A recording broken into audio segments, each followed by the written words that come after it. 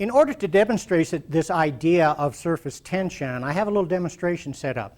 Now, I've told you several times in the early part of the lecture just how bad the soft drinks, especially the colas, happen to be. The surface tension of soft drinks is so resistant that, unlike the bug here, we could almost walk on the surface of a soft drink with it. But it has a lot of nasty stuff. We also know that it is extremely acidic. So what I want to demonstrate is how if we change the environment in this soft drink, can we get rid of the acids and the chemicals and some of the other things that were built up in it, much the same way that we do with the metabolic waste in our 76 trillion cells. So I'm going to take one of the coral sachets, and I'm going to put it in here and watch the reaction that is going to take place. Because what you're seeing now is the ionic organic minerals reacting with the acidity and the other chemicals that are in this particular product. And the correlation is there. It's the same kind of thing that getting the body alkaline does within the body, getting rid of metabolic waste. And of course, like I said, this now lowers resistance. It's much easier to get the ionic or the materials, especially the nutrients in, and the other materials out. So that's a very good representative of what takes place in your body when it becomes more alkaline. Okay? All right, let's go on a little bit. Because I talked about free radical damage. Well, there are 3 different levels of free radicals. 2 of them we've grown up with. Again, we've learned to work with them. There are chemical free radicals, the chemical reactions that take place within our body. There's digestive free radicals. Okay? And then there are the things that we are now being bombarded with that we call environmental. This also goes along with some of the foods and the additives that we have in there. So these are the different kinds of free radicals that we're dealing with. So what is a free radical? A free radical is nothing more than a molecule that is unbalanced. Now I'm giving you the short version here. So on this side we have what we refer to as a molecule that's balanced. You see it has all this little electrons there. Each one has a little pair. Our unbalanced one on this side isn't. Now, in a stronger molecule, it's going to try to steal an electron from this particular one to make itself balanced, very much like this.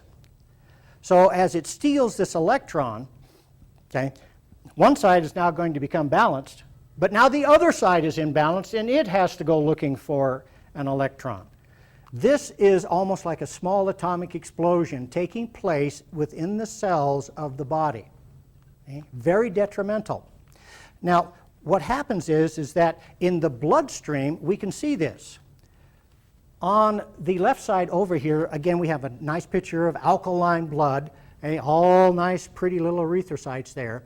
But when we have free radical damage taking place, in other words, we're stealing those electrons, it happens within the membrane, and I said it's just like little atomic explosions. It blows holes in the membrane of the cell. And so on this side, you can see some of that type of thing that's taking place. This is free radical damage. Now, obviously, in the cell or in the bloodstream, this is going to greatly inhibit the amount of oxygen that is being transferred or taken to the other cells. But blood cells don't have a nucleus. I mean, this is not good. But blood cells don't have a nucleus.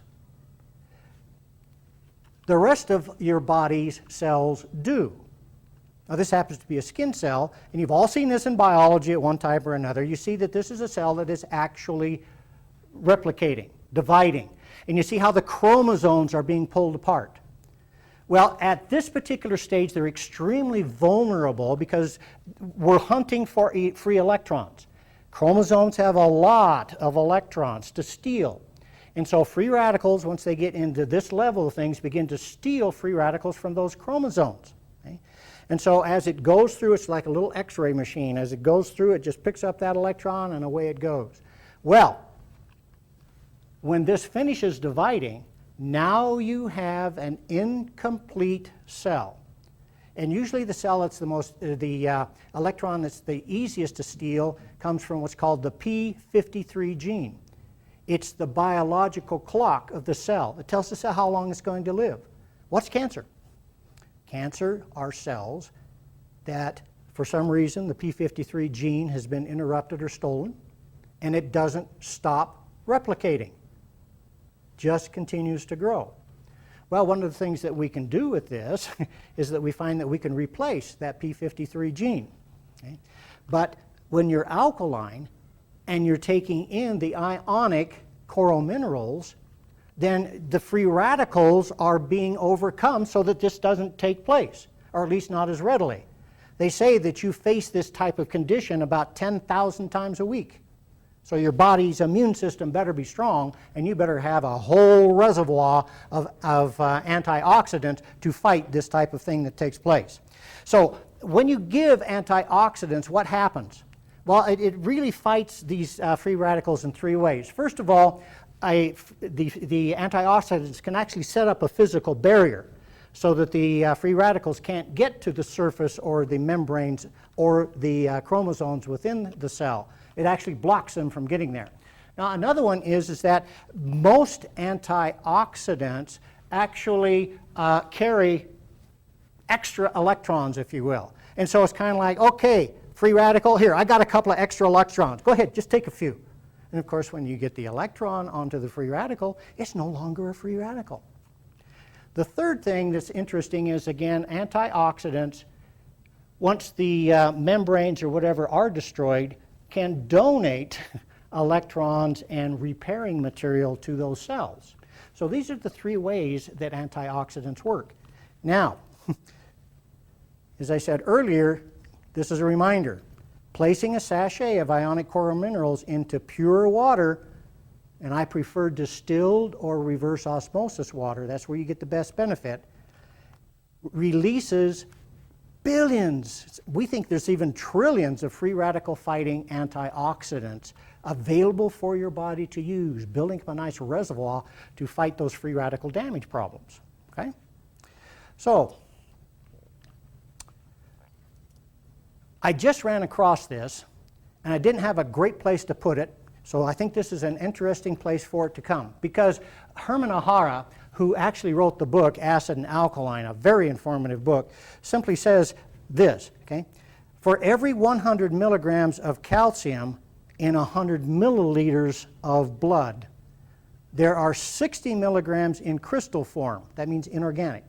And we do need that. We don't want everything ionic. And there are 40 milligrams of ionic organic in there. But here's where the real rub comes. When one gets sick, when you're extremely tired, or if you're extremely stressed out, this ratio changes. Because what happens is that the inorganic pretty much stays the same. But the ionic organic minerals begin to drop. And in the case of the calcium, it decreases to about 15 milligrams. So remember what I said earlier? We've got to take an infusion of ionic organic minerals constantly so that the body works the way that it should. And this is a great example of the way that stress is going to work on the body in order to decrease those alkalizing minerals. All right. So let's go back to our first premise when we were talking about the ionic coral minerals. Well, we like to put them into three forms. Again, the powdered form, the sachet form, and then we have the powder that goes into the capsules. Well, I've already said that my personal preference, and the one I use most for my clients, is in the sachet form for a variety of reasons, which I'll cover in just a moment.